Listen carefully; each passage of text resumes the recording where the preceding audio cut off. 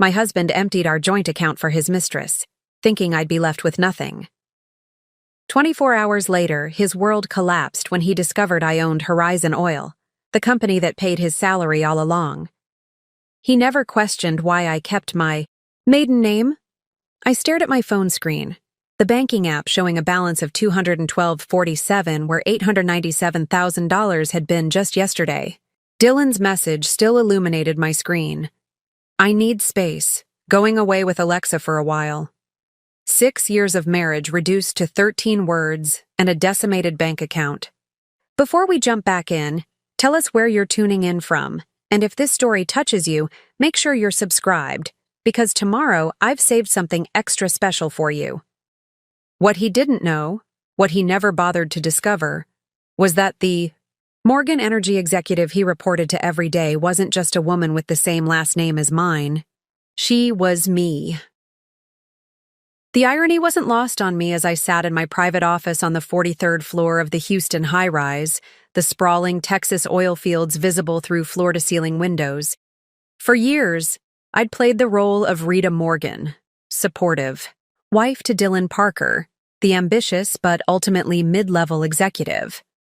Meanwhile, Rita J. Morgan, CEO of Horizon Oil, made decisions that determined the fate of thousands, including my husband.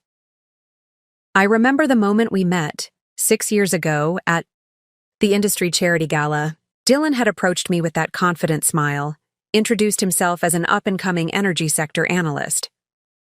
"And what do you do?" he'd asked, his eyes already revealing he'd categorized me based on my appearance. "I work in oil," I'd said, simply. "Oh, administration? Human resources?" he'd replied automatically. I hadn't corrected him. It had seemed simpler then, less complicated. I'd built Horizon Oil from the ground up after inheriting my father's failing drilling operation at 26. 4 years of relentless work had transformed it into an energy empire, but it had also taught me how men in the industry looked at women who outranked them. So when Dylan assumed I was in some support role, I let him. When we started dating and he spoke condescendingly about explaining energy markets to me, I nodded and smiled. When he proposed and suggested I might want to scale back at work to focus on our future family, I agreed without specifying what my work actually entailed. Some might call it deception. I called it self-preservation. Our prenuptial agreement had been meticulously constructed. He'd thought to protect his superior assets and future earnings. He never questioned why I insisted on keeping my maiden name professionally. Brand. Building, I'd explained. He'd found it adorably naive. And now he'd cleared out the account I deliberately kept modest, the one I regularly transferred funds into from my private accounts. The account he thought represented our entire liquid net worth. The glass door to my office opened. Cassandra Reed, my CFO and closest confidant, entered with a tablet in hand. She was the only executive at Horizon who knew the CEO's husband also worked for the company, carefully insulated in a division 3 levels removed from direct contact with me. "He's still in the system," she said without preamble. "Used his corporate card an hour ago. 4 seasons in Maui, 2 guests. Premium ocean view." I nodded, remaining outwardly calm, though my fingers tightened around my phone. "And Jules confirmed the withdrawal?" "Complete drain, except for the minimum balance to keep the account open. $896,787.53 transferred to his private account, then immediately wired to an offshore account established yesterday. The plotting, the planning, it must have been going on for months. All while sharing my bed, my home, my life. And the woman? Alexa? Cassandra's expression tightened. Alexa Torres, 26, junior analyst in his department, started 8 months ago. Of course. I'd even seen her name on personnel reports, approved her hiring without a second thought. The betrayal had layers, each one more bitter than the last. I turned to the window, watching a thunderstorm gathering on the horizon. Dark clouds moving across the vast Texas sky. perfect weather to match my mood. He doesn't know about the board meeting tomorrow, I said quietly. No, Cassandra confirmed. The quarterly leadership meeting is on the calendar, but as always, the executive participants are listed by title, not name. The meeting where I would be unveiling Horizon's acquisition of Partech Industries, Dylan's pet project for the past year. The acquisition he'd championed to his superiors, unaware that his recommendations were being passed up directly to me. The deal that would have earned him a substantial promotion and bonus. A promotion I had been planning to announce personally, finally revealing my identity to him in what I had imagined would be a moment of shared triumph. A revelation that would allow us to finally share both parts of our lives openly. What do you want to do? Cassandra asked, her voice gentle but practical. The storm outside was getting closer, lightning flashing across the darkening sky. 6 years of compartmentalizing my life, of listening to Dylan explain my own industry to me, of smiling through business dinners where he dismissed diversity, hires, in leadership positions. All of it crashed through the careful walls I'd built between my personal and professional lives. I thought about the nights I'd slipped out of bed to take emergency calls from oil rigs, explaining to a half-awake Dylan that my administrative job sometimes needed odd hours.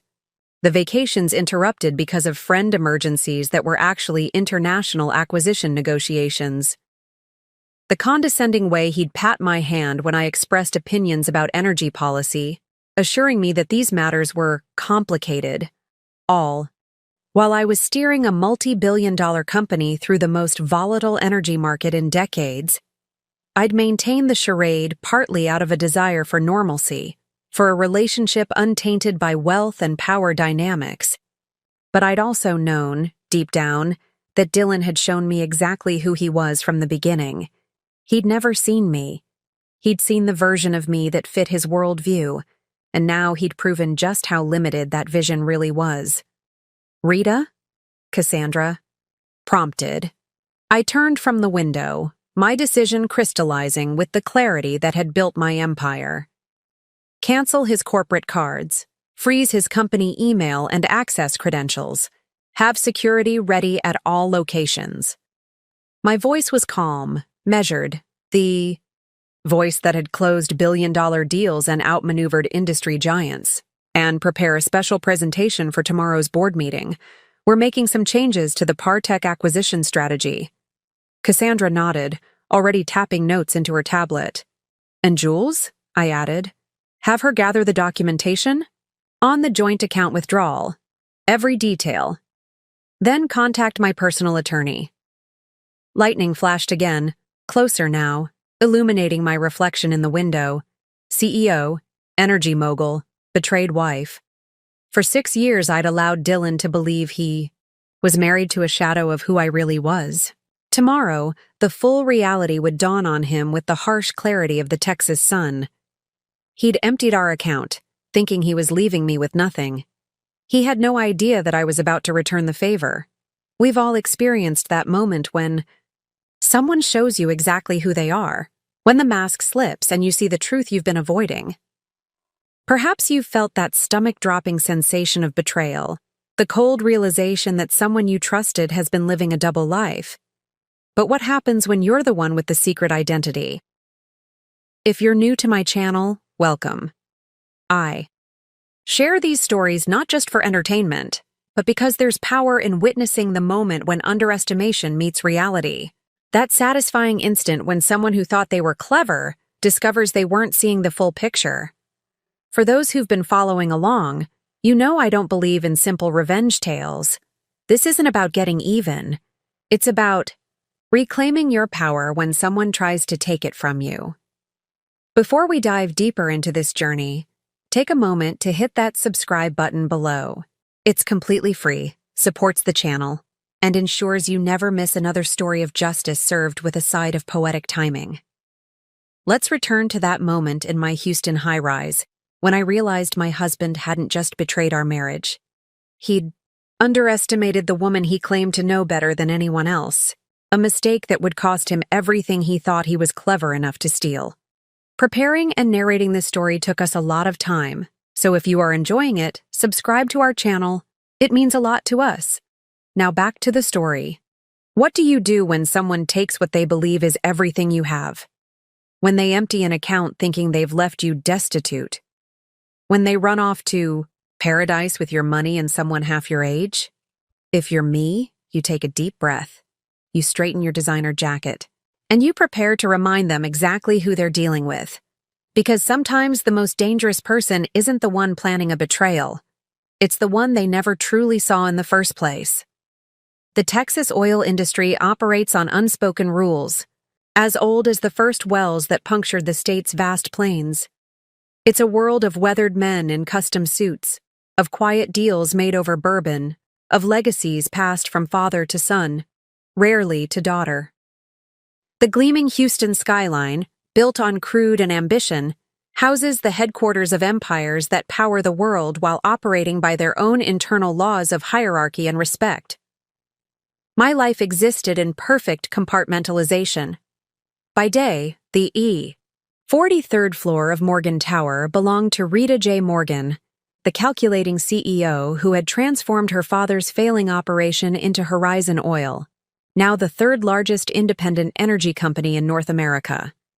My boardroom was a battlefield where I'd earned respect through ruthless precision and uncanny market instincts. But each evening, I would descend from that tower, drive my deliberately modest Audi to our River Oaks home, and transform into Rita Parker, supportive wife to a mid-level executive with outsized ambitions.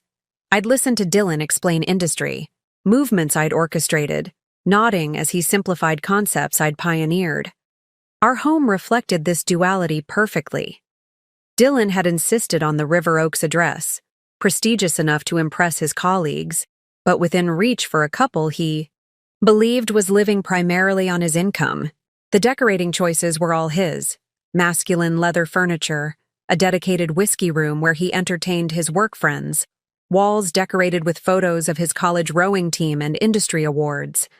My presence was minimized to tasteful touches he'd barely notice.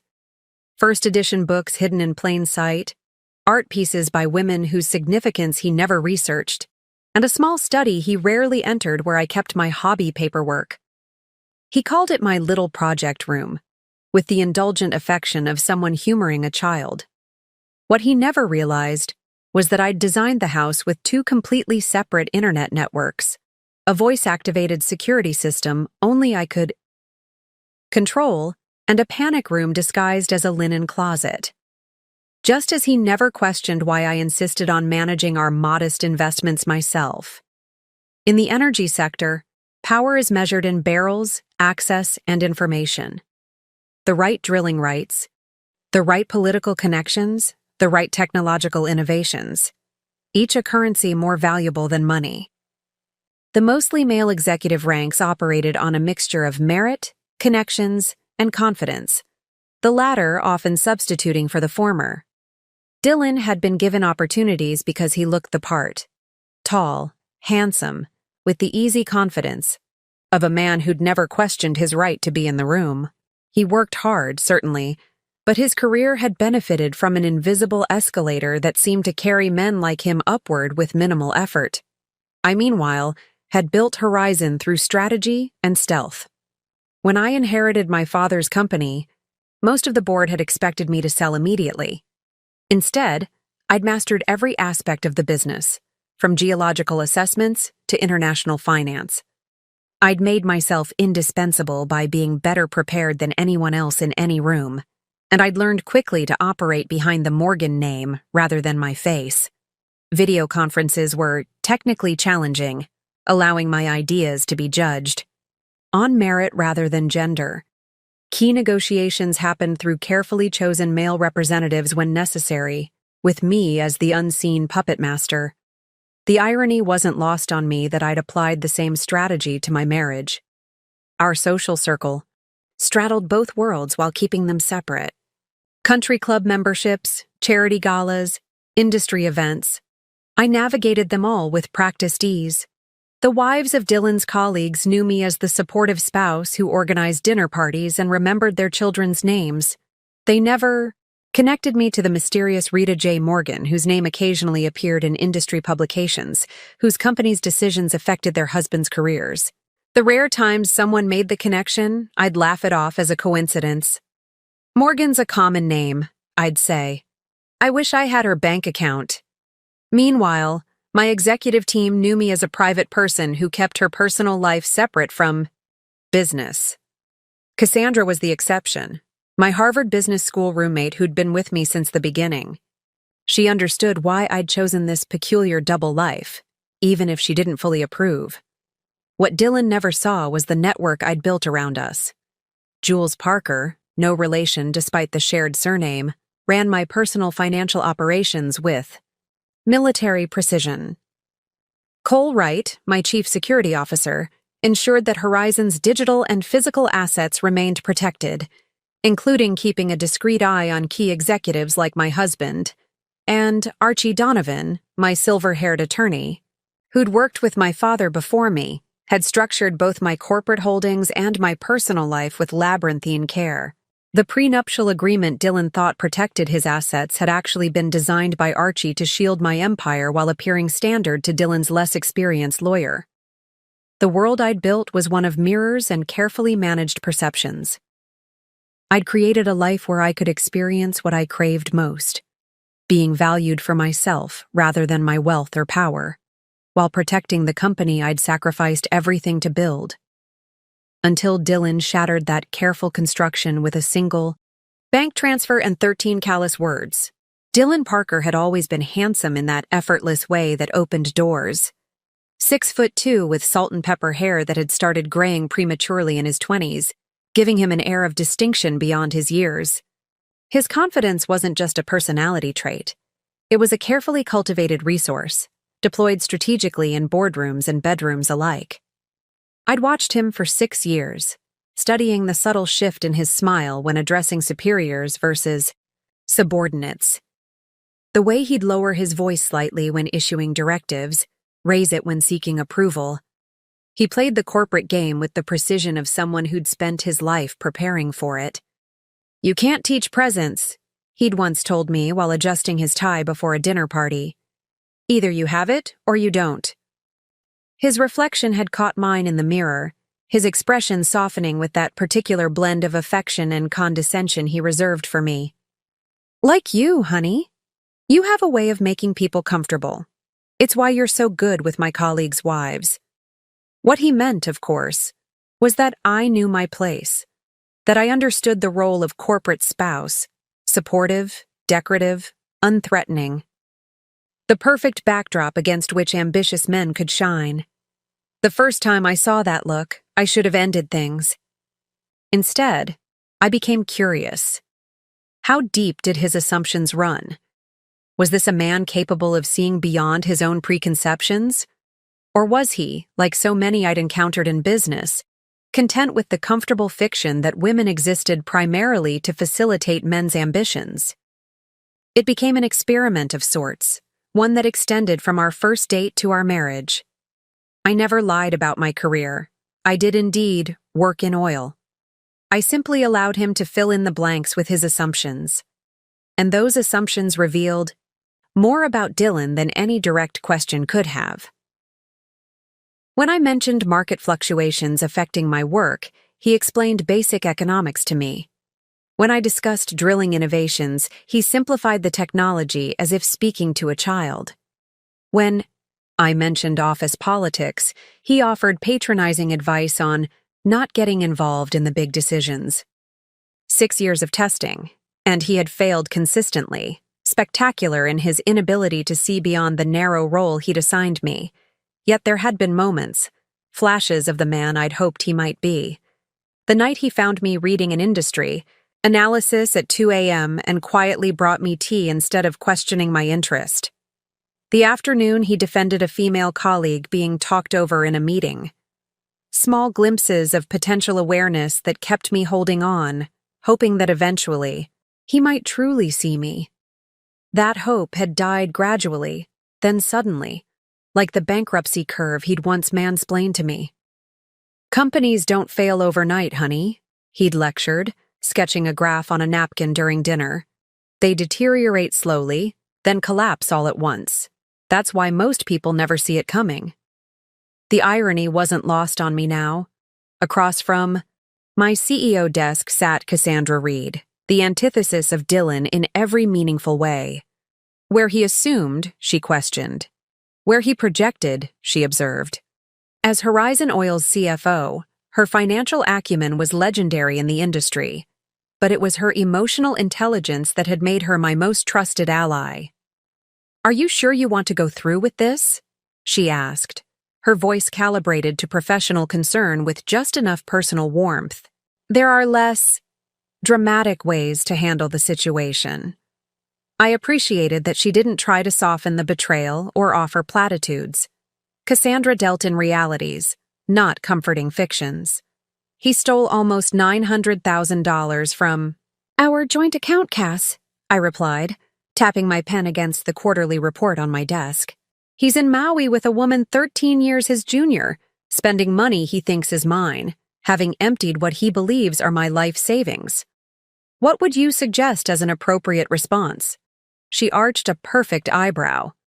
"Most people would call a divorce attorney. I already have. But this isn't just about our marriage. This is about Horizon." Dylan's division had been pushing for the Partech acquisition for months. The company had developed a promising extraction technology that could increase yield by 32% while reducing environmental impact.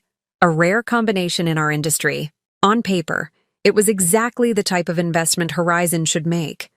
But my team had uncovered concerning patents buried in Partech's portfolio, potential legal liabilities that Dylan's analysis had either missed or deliberately overlooked. The board meeting tomorrow would determine whether Horizon proceeded with the acquisition, a meeting where I had planned to finally reveal my identity to my husband as I announced his promotion to Vice President of Acquisitions. A position I'd created specifically for him based on his work ethic and apparent dedication. "The personal and professional have collided," I continued. "I can't separate them now, even if I wanted to." Cassandra nodded, the gesture acknowledging both the practical and emotional dimensions of my statement. "I've had Cole track their movements. They arrived in Maui 3 hours ago. Hotel records show they've booked the suite for 2 weeks. Cole Wright had appeared silently in the doorway, tablet in hand. As head of security for Horizon, his perpetually vigilant expression matched his former career in military intelligence. He was a man of few words and impeccable timing. "Ms. Morgan," he nodded respectfully, "we've confirmed the funds transfer. Mr. Parker withdrew the full amount from your joint account, converted it to cryptocurrency to obscure the trail, then reconverted to cash after it passed through 3 digital wallets." "Not his first rodeo," I murmured. The methodical approach suggested planning, research. This wasn't an impulsive act, but a calculated extraction. "Access to the building? His credentials are still active, as you requested. If he returns, security will alert you immediately but allow entry."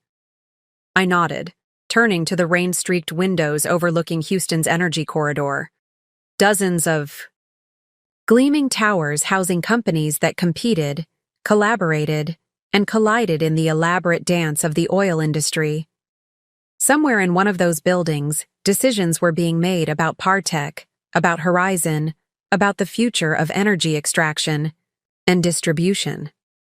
Decisions that would ultimately come back to my office, to my authority, just as Dylan's future would. "Maintain surveillance but no intervention," I instructed Cole. "Let's see what he does next." After Cole departed, Cassandra leaned forward slightly. "What are you really planning, Rita? This isn't just about the money or even the affair. Issei was right, of course. $900,000 was substantial to most people, but it represented less than 0.02% of my net worth. And infidelity, while painful, wasn't entirely surprising given the gradual cooling of our relationship over the past year. "Do you remember the Sinclair negotiation?" I asked instead of answering directly. Cassandra's eyes widened slightly in recognition. 3 years ago, Sinclair Energy had attempted a hostile takeover of one of our subsidiaries. using insider information leaked by a trusted executive. Instead of fighting them directly, I'd allowed them to proceed down a carefully constructed path that eventually led to their CEO's resignation and Horizon acquiring their most valuable assets at a fraction of market value. "You're playing the long game," she said. It wasn't a question. "Dylan made a choice," I replied, my voice steady. "He chose to see me as someone who could be discarded, someone whose resources could be plundered without consequence. I'm simply going to show him the full implications of that choice." I turned back to my desk, pulling up tomorrow's board presentation on my tablet. Have Jules prepare a complete accounting of Dylan's company holdings, stock options, retirement accounts, everything tied to Horizon, and ask Archie to join us for dinner tonight. We have contracts to review. Cassandra stood, understanding the dismissal in my tone. At the door, she paused. "For what it's worth, I'm sorry. Not about him. He's proven exactly who he is. I'm sorry that you invested 6 years in someone who couldn't see what was right in front of him." After she left, I sat alone in the gathering darkness, watching lightning flash across the Houston skyline. In the reflection of my office windows, I could see both versions of myself superimposed, Rita the wife and Rita the CEO merging into one unified image. Tomorrow, Dylan would finally see the same. The moment that crystallized everything happened, 12 hours before I discovered the emptied account. Monday evening, I'd arrived home later than usual after finalizing the Partech acquisition documents. Our River Oaks house was lit up like a display home, every light blazing despite the fact that Dylan supposedly had a late strategy meeting. I'd noticed small inconsistencies over the previous weeks. Hushed phone conversations that ended abruptly when I entered rooms, missing receipts from our shared expense tracking app, late nights with increasingly vague explanations, the classic signs obvious to anyone paying attention. But that night, something felt different. There was an energy in our home, a sense of emptiness that went beyond physical absence. In our bedroom, drawers were slightly askew, the closet door left partially open, small disruptions in the careful order we both maintained. I didn't need to count his shirts or check his luggage to know something was happening. After 6 years of marriage, you develop a sixth sense for disturbance. I'd sat on our bed, running my hands over the Egyptian cotton sheets he'd insisted on importing from a specific boutique in Milan. On his nightstand, a framed photo of us at last year's energy sector charity gala had been turned face down. Not removed, that would be too definitive, too committed, just placed face down. The coward's method of erasure. My phone had buzzed with a notification. Another leadership profile mentioning Horizon Oil's mysterious CEO who rarely appeared in public, but whose strategic decisions had transformed the industry. Rita J. Morgan continues to lead from behind the scenes, the article stated, proving that physical presence is less important than intellectual impact. If only the author knew how literal that assessment was. I'd opened my banking app then, a small knot of suspicion forming. Our joint checking account showed normal activity, bills paid, usual transfers, nothing suspicious. But something about the bedroom's disruption nagged at me. Setting my phone down, I'd walk to his closet and press the hidden panel that revealed his wall safe, a feature he thought was his secret, though I'd had it installed during a renovation. He'd been too busy to oversee. The combination was predictable. His college graduation year followed by his birthday. Inside, the passport and emergency cash reserve he always maintained were gone. Still, I hadn't jumped to conclusions. International travel was part of his position. Cash was sometimes needed for certain business cultures. There could be explanations. Then I'd found the Partech file on his home desk, carelessly left open with sections highlighted that contradicted the analysis he'd presented to his division. Pages showing potentially problematic patents were marked with his distinctive red slashes, yet his official report had declared the acquisition clean from a legal standpoint. That was when I knew. Not just about the affair, which seemed almost trivial in comparison, but about who my husband truly was. The man I'd married, the man I'd allowed to believe I was less than I am, wasn't just betraying me personally. He was compromising professionally, willing to risk his company's position for whatever incentive Partech had offered him on the side. I'd taken a seat at his desk, pulled out my CEO phone, the secure device only 5 people had the number for, and called Cassandra. "I need a complete audit of the Partech deal," I'd told her without preamble. "And I need Jules to lock down all our personal accounts except the joint checking. Leave that one accessible." "Rita?" Her voice had reflected rare uncertainty. "What's happening?" "I'm setting a trap," I'd replied, looking at the highlighted documents, the missing passport, the face-down photograph, with very expensive bait. That night, I'd transferred an additional $500,000 into our joint account, funds that would appear as a routine movement from our investments, but would create an irresistible target. Then I'd packed a small overnight bag and checked into the Four Seasons downtown, the hotel I used when working too late to drive home. I'd slept surprisingly well, knowing what was likely coming. There's a certain peace that accompanies absolute clarity. The next morning, I'd dressed in one of my power suits, a custom Armani in charcoal with subtle red pinstriping, chosen specifically for the board meeting where I'd planned to finally unite my dual lives. I'd gone through my usual morning routine at the hotel, then headed directly to Horizon's headquarters.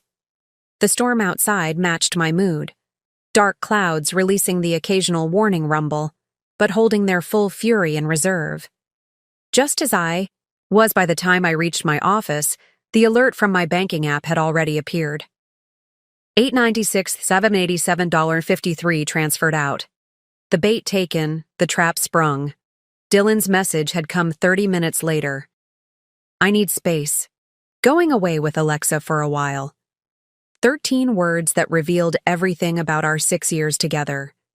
Not even the courtesy of a fabricated explanation or a perfunctory apology. Just the confident assumption that I would accept whatever narrative he chose to present. The same confidence that had led him to believe he could take majority stakeholders' money without consequence. I'd sat at my desk, staring at those 13 words, feeling a complex emotion that wasn't quite anger or grief, but something more refined.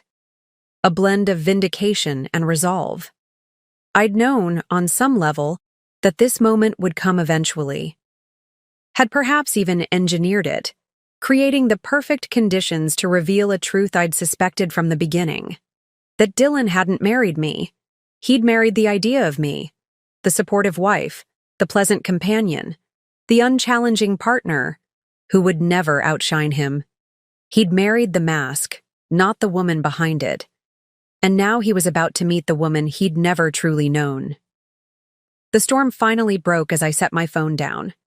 Lightning cracked across the sky, thunder following immediately after. The delay between flash and sound collapsed to nothing. The distance between intention and consequence eliminated, just as it would be for Dylan, very soon.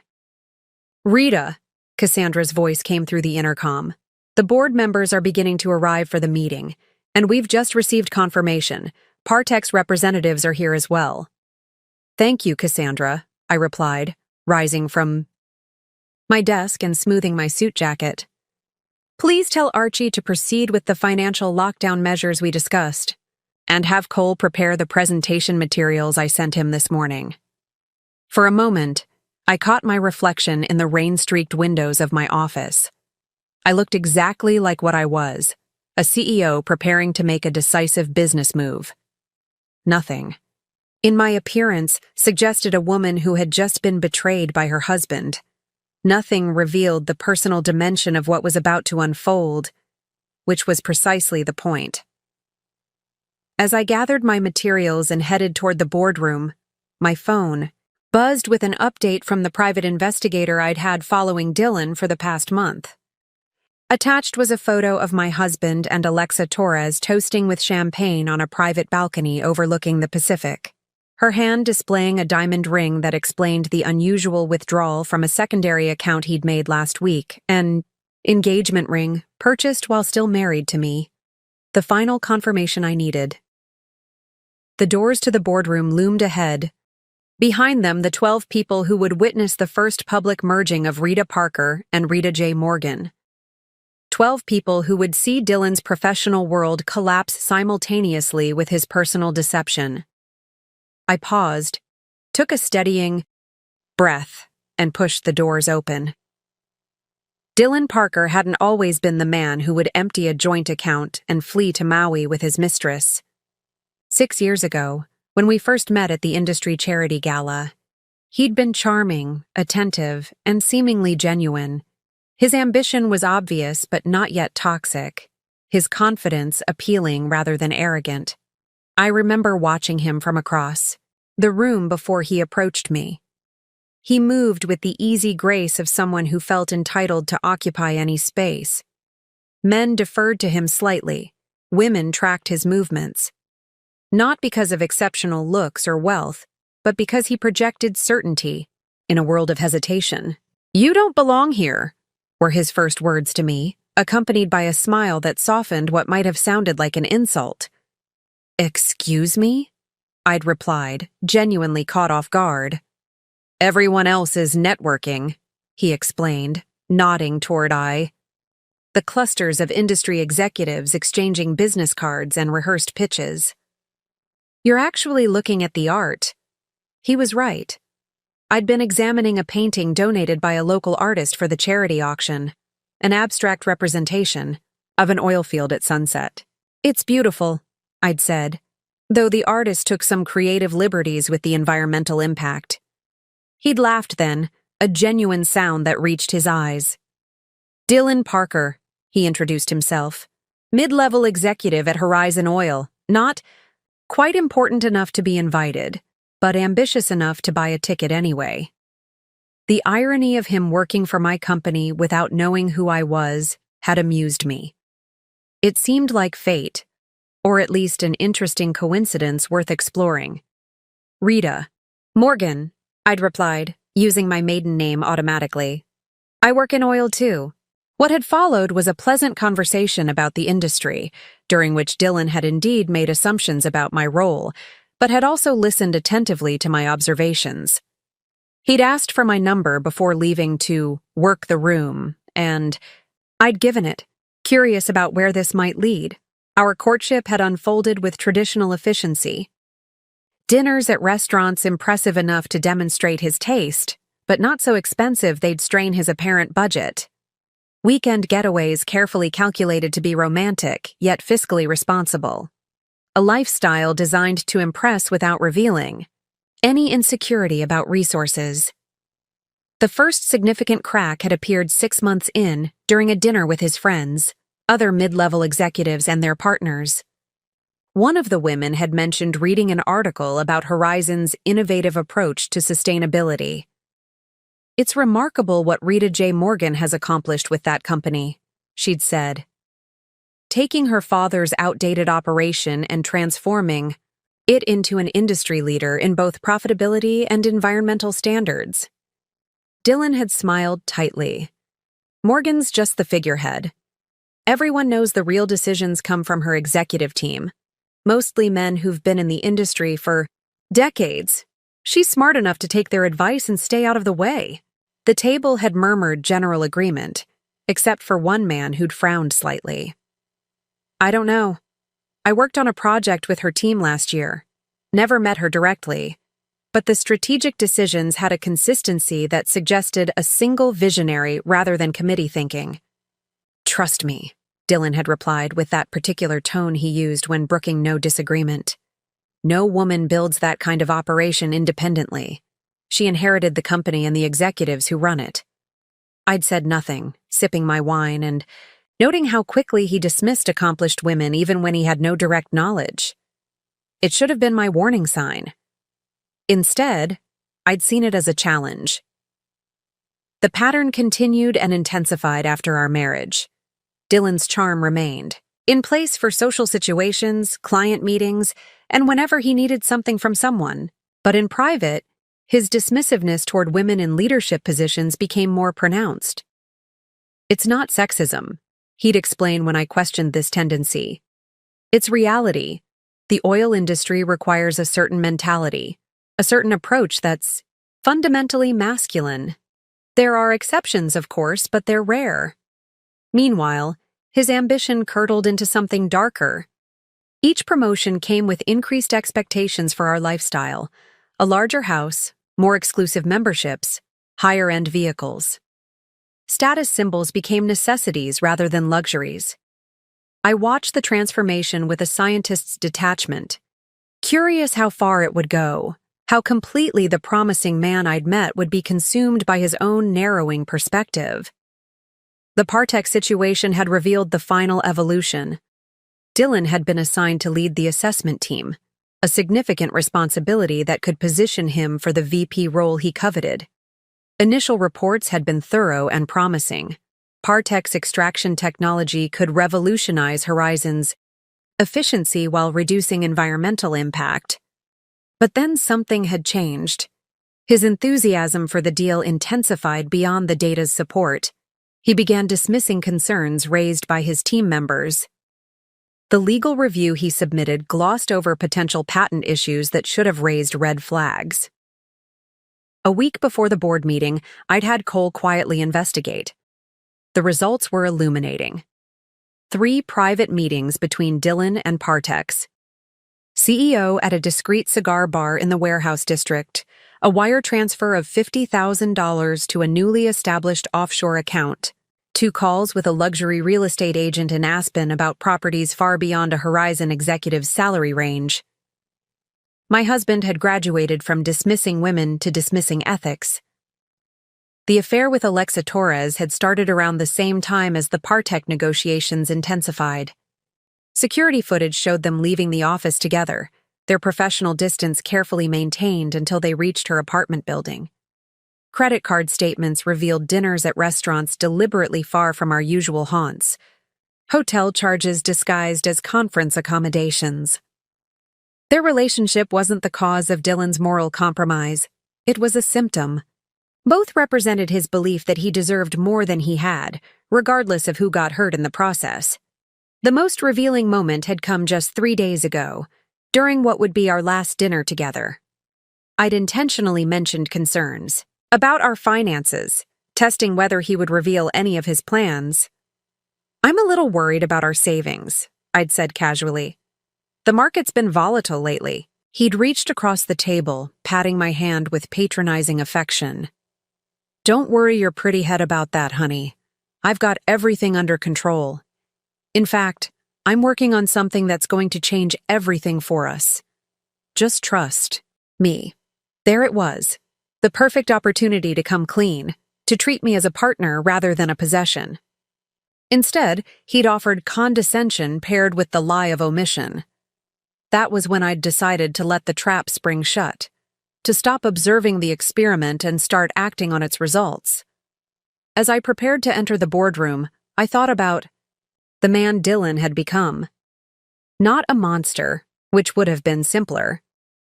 Just an ordinary man whose character had gradually corroded under the acid of unexamined privilege and unchallenged assumptions. A man who believed he could take what wasn't his, money, company secrets, another woman's future, without consequence. Man about to discover just how wrong he was. The Horizon Oil boardroom embodied understated power.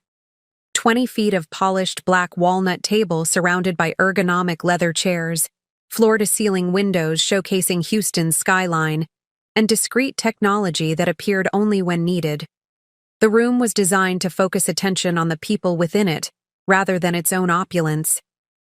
As I entered, 12 faces turned toward me, 10 board members and 2 Partek representatives.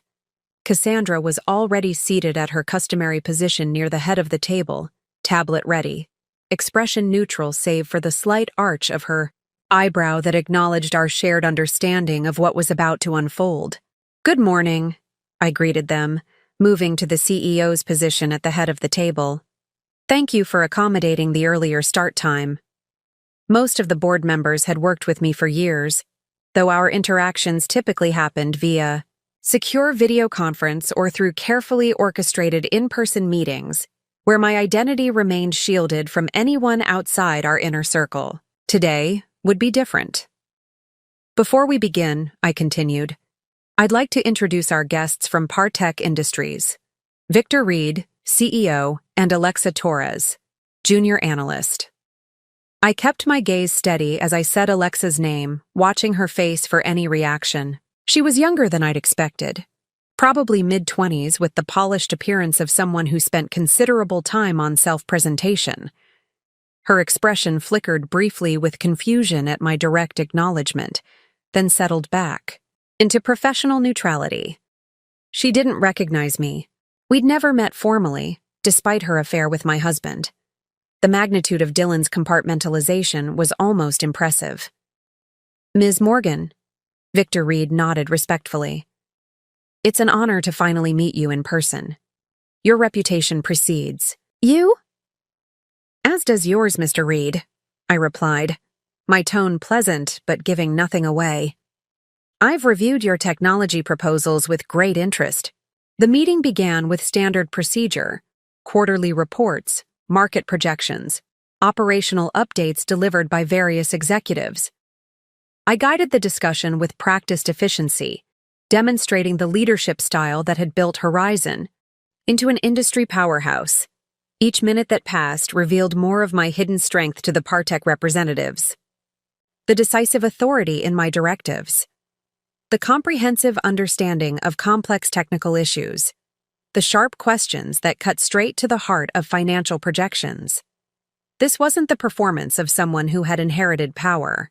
It was the natural expression of earned expertise. I noticed Alexa's growing discomfort as the meeting progressed. She kept glancing at her phone, then back at me with increasing frequency. I could almost see the gears turning as she tried to place my face, my name, wondering why something felt familiar yet wrong. An hour into the meeting, we reached the Partech discussion. The acquisition proposal appeared on the room's displays, projected, purchase price, integration timeline, projected ROI. I asked Victor Reed to present his company's perspective. Partech's extraction technology represents a quantum leap forward, he began, standing to address the board. Our proprietary methods have demonstrated a 32% increase in yield during field tests, with a corresponding 18% reduction in environmental impact. He continued his pitch with the confidence of someone who believed the deal was already secured. Behind his polished presentation, I noted the occasional glance toward Alexa, subtle signals passing between them. Not romantic, strategic.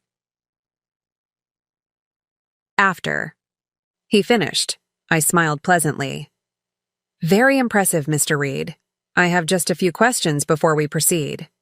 What followed wasn't the gentle inquiry he expected. Instead, I systematically dismantled Partech's proposal, highlighting patent vulnerabilities their legal team had attempted to obscure, pointing out methodological flaws in their field tests, and questioning financial projections that appeared artificially inflated. These patent issues, I said, displaying documentation on the room's screens, present significant liability concerns, particularly this technology component, which appears to infringe on existing patents held by 3 different companies. Victor Reed's confident demeanor faltered. Our legal team has assured me. Your legal team missed critical details, I interrupted smoothly. Or perhaps they were instructed to overlook them. The room grew tense as the implications became clear. The Partech proposal wasn't just flawed, it was potentially fraudulent. There's also the matter of the field test data, I continued, bringing up side-by-side comparisons of their reported results versus our independent assessment. Our analysis indicates significant discrepancies that call the entire technology claim into question. Victor Reed's face had paled noticeably. Alexa Torres was now staring openly at me, her expression a mixture of shock and growing recognition. Furthermore, I said, we have evidence suggesting improper influence was exerted on the Horizon assessment team assigned to evaluate this acquisition. The final slide appeared on screen, banking records showing transfers from Partech subsidiary accounts to offshore holdings, followed by Dylan's signature on deliberately falsified assessment documents. This constitutes not just a breach of corporate ethics, I stated calmly, but potentially criminal fraud. The board members exchanged alarmed glances. Victor Reed had stopped trying to maintain his composure, now openly displaying panic. Alexa Torres had gone completely still, her eyes fixed on me with dawning horror. "Ms. Morgan," Reed began, his voice strained. "There must be some misunderstanding." "No misunderstanding, Mr. Reed. My security team has thoroughly documented the interactions between your company and certain Horizon employees, including private meetings not disclosed to our compliance department, financial incentives offered to influence the acquisition assessment, and personal relationships formed to facilitate access to confidential information." At the word relationships, Alexa Torres finally made the connection. Her gaze dropped to my left hand, where my wedding ring gleamed under the boardroom lights, then back to my face. The color drained from her complexion as she whispered something that looked like Parker. I turned to address the board directly. "In light of these findings, I recommend we decline the Partech acquisition offer and refer this matter to our legal department for further action. Additionally, I suggest we implement immediate protective measures regarding any Horizon intellectual property that may have been compromised." The vote was unanimous. The board members, seasoned executives who recognized both the legal dangers and my controlled anger, aligned behind my recommendation without hesitation. "Thank you for your time today, Mr. Reed, Ms. Torres," I concluded, my voice maintaining its professional tone. "Our security team will escort you from the building. I suggest you contact your legal counsel immediately." As they were led out, Alexa Torres glanced back at me, a question in her eyes that needed no verbal expression. She wanted to know if I had known all along, about the affair, about Dylan, about her unwitting role in a situation far more complex than she had realized. I gave her nothing but the neutral expression of a CEO concluding an unsuccessful business meeting. When the boardroom door closed behind them, Cassandra turned to me. "Well, that's the first phase complete. What's next?" I checked my watch. According to Cole's surveillance, Dylan was currently lounging by the hotel pool in Maui, enjoying what he believed was his clean getaway with my life savings. "Now," I said, "we wait for him to check his accounts." The trap had been set. The first public revelation of my identity accomplished. The business consequences of Dylan's betrayal set in motion. Now it was time for the personal reckoning, the aftermath of the board meeting unfolded with methodical precision. Security escorted the Partech representatives from the building. Legal began preparing cease and desist orders regarding potentially compromised intellectual property, and PR drafted careful statements about Horizon's decision to decline the acquisition offer. I returned to my office, settling behind my desk as Houston's skyline disappeared behind thickening storm clouds. Rain lashed against the windows, creating shifting patterns that matched my turbulent thoughts. "Dylan's corporate cards have been frozen," Cole reported, standing at attention near the door. "His email access is now restricted to receiving only, and his building credentials have been flagged. If he attempts entry at any Horizon facility, security will alert us immediately." "Has he tried to access any company systems yet?" I asked. "No. According to his phone's location data, he's still at the resort pool. He's made several calls to Victor Reed in the past 20 minutes, but Reed isn't answering." I nodded, picturing Dylan's growing confusion. The carefully constructed house of cards beginning to wobble. "And the personal accounts?" I asked. "As you instructed," Cole replied. "Jules has implemented the financial containment protocol. The joint account remains accessible but flagged for monitoring. All other personal accounts connected to your name have been secured with additional authentication measures. The prenuptial enforcement team is prepared to move on your signal." "Thank you, Cole. Continue monitoring but maintain distance. I want to see what he does when he realizes the professional side is collapsing." After Cole departed, Cassandra entered with a stack of documents requiring my signature, legal authorizations for the next phase of what was rapidly becoming the most comprehensive corporate and personal extraction I'd ever orchestrated. "The board is fully behind you," she said, taking a seat across from me. Robertson asked if there was anything else they needed to know, but I assured him you had the situation under control. James Robertson, our longest-serving board member, had been skeptical when I first took over Horizon. Over time, he'd become one of my strongest supporters, recognizing that my strategic vision had transformed the company's fortunes. His unspoken question was clear. How deep did this situation go, and would it affect Horizon's stability? "The company is insulated," I assured her. Dylan's access to sensitive information was always limited by design. "The real damage is to Partek and to himself, and to you," she added quietly. I paused in my document signing, considering her observation. Was I damaged by this? The betrayal stung, certainly.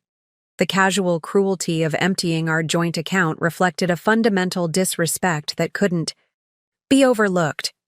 But overwhelmingly, what I felt was a strange relief, the liberation of no longer maintaining a division between my identities.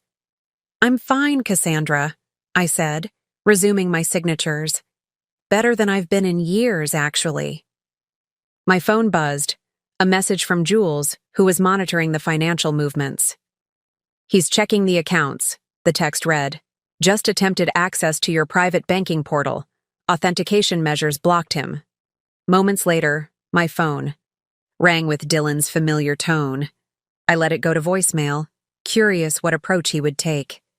"Rita, honey." His voice carried the forced casualness of someone trying to sound relaxed while experiencing mounting panic. "Something strange is happening with our accounts. Give me a call when you get this. Probably just a technical glitch." Technical glitch. As though nearly $900,000 had disappeared through some banking system hiccup, rather than his deliberate action. His ability to twist reality was almost admirable in its audacity. The phone rang again immediately. Again, I let it go to voicemail. "Rita, it's me again. I really need you to call me back right away. There's something weird going on with the accounts, and I'm trying to sort it out from here. Also, my corporate cards aren't working for some reason. Call me." The tone had shifted slightly, less casual, more urgent. The first hint of worry creeping in. My office door opened as Archie Donovan arrived, impeccably dressed as always in a tailored suit that conveyed both his legal authority and his old-school professionalism. "I've reviewed the documentation," he said without preamble, his voice carrying the measured cadence of 4 decades in corporate law. "The prenuptial provisions are ironclad, particularly regarding financial malfeasance. The unauthorized removal of funds from the joint account constitutes a triggering event for the punitive clauses in Section 12(3). I nodded, having anticipated this conclusion. "And the Horizon employment contract?" "Even more definitive," Archie confirmed, opening a leather portfolio. "The non-disclosure agreement, conflict of interest provisions, and corporate ethics clauses all provide clear grounds for immediate termination. The evidence of improper influence from Partek meets the contractual definition of corporate espionage." My phone buzzed again, another text from Jules. "He's attempting to transfer funds from the Maui resort back to the joint account. Transaction blocked due to insufficient funds." So he was trying to reverse course, realizing something had gone wrong with his escape plan. The panic would be setting in fully now. As if on cue, my phone rang for a third time. Dylan's increasingly desperate voice filled the voicemail. "Rita, please call me back immediately. There's a serious problem with our accounts. All the money is—" He paused, clearly struggling with how to phrase the fact that he'd taken it himself. "Something's happened to our money, and I can't access any of the other accounts either. My corporate cards are declined, and I just got a strange email from HR about my company login being restricted. What the hell is going on?" The escalating distress was palpable.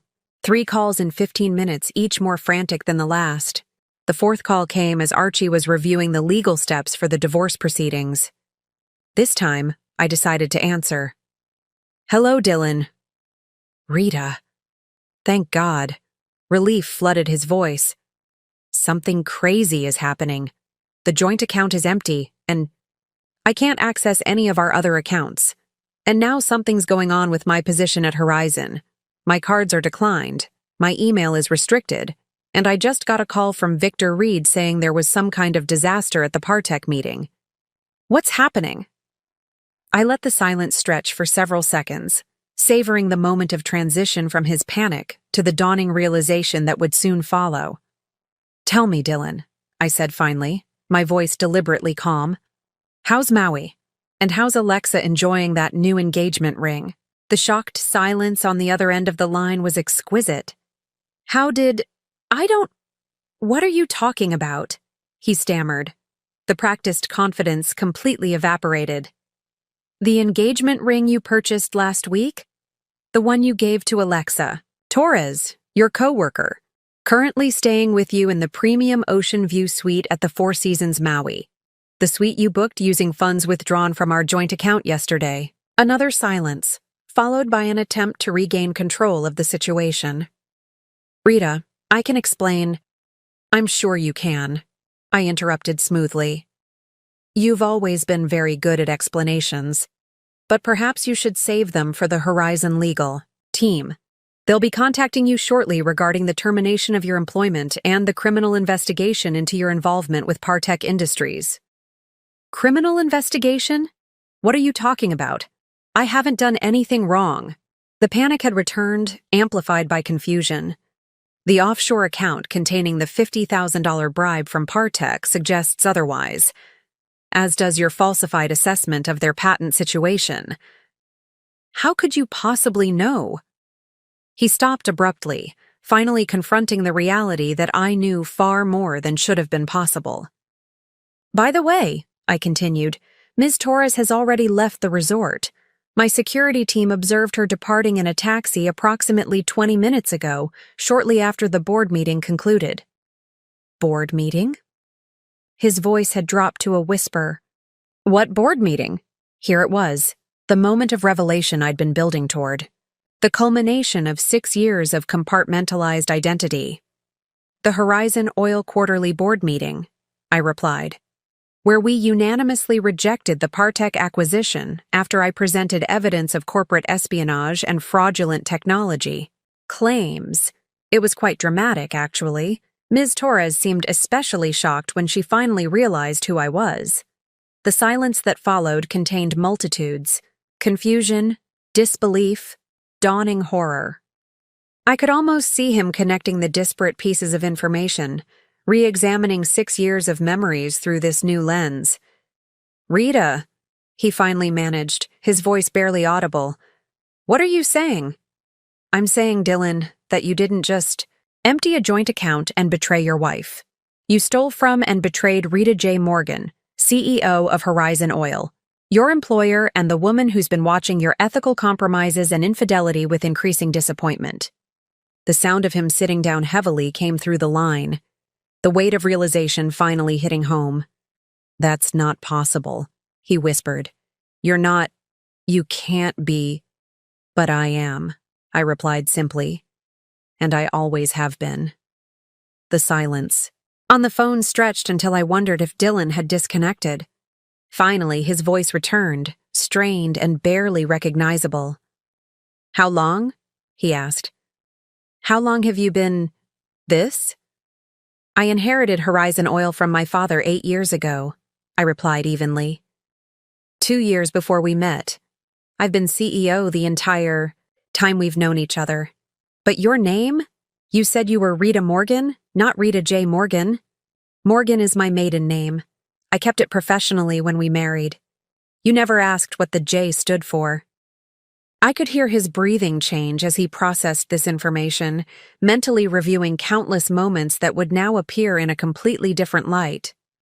"All those charity events," he said slowly. "The late nights you said were for volunteer work, board meetings, investment negotiations, operational crises, the trips to visit your college friend, industry conferences, international partner meetings, acquisition discussions. Another long pause. And I just never knew? You never asked, Dylan. Not once in 6 years did you ever ask about my work beyond the most superficial questions. You made assumptions from the beginning, and I let them stand. Why? The question emerged raw with genuine bewilderment. Why would you hide this from me? Why pretend to be something you're not? It was a fair question, perhaps the only fair one he'd posed throughout our relationship. I owed him at least this much: honesty. At first it was curiosity, I admitted. When we met and you immediately assumed I was in some administrative role, I was intrigued by how quickly you categorized me. I wanted to see if you'd correct that assumption on your own. And after that, after we were serious, after we married, there were 1,000 opportunities to tell me the truth. There were, I agreed. And there were 1,000 moments when you explained my own industry to me, when you dismissed female executives as figureheads, when you treated my opinions as cute but uninformed. Every time I considered revealing the truth, you gave me another reason to maintain the separation. I could almost see him shaking his head, trying to rewrite the narrative in a way that made him less culpable. This is insane. You've been lying to me for our entire relationship. Not lying, I corrected. Withholding. There's a distinction. I never claimed to be anything I wasn't. I allowed you to fill in the blanks with your own assumptions. Semantics, he snapped, anger replacing shock. You deliberately misled me. Perhaps, I conceded. But I'm curious, Dylan. Would you have pursued me if you'd known who I truly was?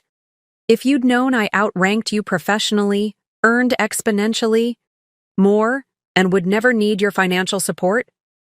His hesitation provided the answer neither of us wanted to verbalize. And more importantly, I continued, would you have emptied our joint account if you'd known who you were stealing from? Silence again, heavier this time. This is why you were able to track everything, he finally said. The offshore accounts, Partech, Alexa.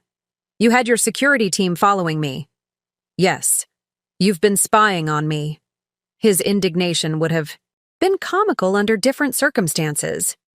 I've been protecting my company from potential compromise, I corrected. Your meetings with Victor Reed raised red flags in our security protocols. The personal surveillance was a secondary concern, though instructive. Another long pause. When he spoke again, his voice had changed. Calculation replacing shock. The businessman re-emerging from the stunned husband. So what now? You've made your point. You're not who I thought you were. But we can work through this. People have overcome worse in marriages. I almost admired his pivot, from discovery to damage control in under 5 minutes. It confirmed every assessment I'd made of his character. I'm afraid working through this isn't an option, Dylan. I've already initiated divorce proceedings citing financial misconduct and infidelity. The prenuptial agreement you signed has specific provisions that activate under these exact circumstances. What? Provisions? Wariness crept into his tone. Complete forfeiture of all marital assets and property, for one. The River Oaks house, the vacation properties, the investment accounts. They all revert solely to me. That can't be legal, he protested. No court would. Your lawyer approved the language, I reminded him. Archie was quite impressed with how readily you signed after only a cursory review. I believe your exact words were, I don't need this, but if it makes you feel secure, I'm happy to sign. I could hear him moving around the hotel room now, agitation translating to physical restlessness. Fine, the divorce is your choice, but my position at Horizon is separate. You can't just terminate me because our marriage failed. Your termination has nothing to do with our marriage, I explained. It's based on documented evidence of corporate espionage, accepting bribes from a competitor, and falsifying critical assessment documentation. The board voted unanimously after reviewing the evidence. Evidence that you gathered by spying on me. Evidence that was gathered through standard corporate security protocols when unusual contact with a potential acquisition target was flagged. The same protocols that would apply to any executive under similar circumstances. I checked the time, 10 minutes since Cole's last update. By now, hotel security should have delivered the formal termination packet to your room. It contains details of the severance agreement, which is more generous than legally required given the circumstances. As if on cue, a knock sounded in the background of our call. That would be them now, I said. Wait. Dylan's voice took on the desperate edge of someone seeing their last options disappearing. The money. I can return the money from the joint account. I'll transfer it back immediately. That won't be necessary. The amount you took is insignificant in the larger picture. Insignificant? His voice cracked slightly. It was almost $900,000. Yes, I confirmed, unable to keep a hint of satisfaction from my tone. A rounding error in my actual financial holdings, though I appreciate the insight into your character the theft provided. Another knock, more insistent this time. I need to go, Dylan said quickly. We're not done talking about this. Actually, we are, I replied. The termination packet includes contact information for Horizon's legal team, who will handle all future communication. Please don't attempt to contact me directly again. Rita, wait. I ended the call, setting my phone down on the desk with deliberate care. For a moment, I sat completely still, absorbing the finality of what had just occurred. 6 years of compartmentalized identity collapsed into 15 minutes of revelation. Cassandra, who had witnessed the entire conversation, studied me with concern. Are you okay? I considered the question seriously. The marriage was over. The carefully constructed firewall between my personal and professional lives had been dismantled.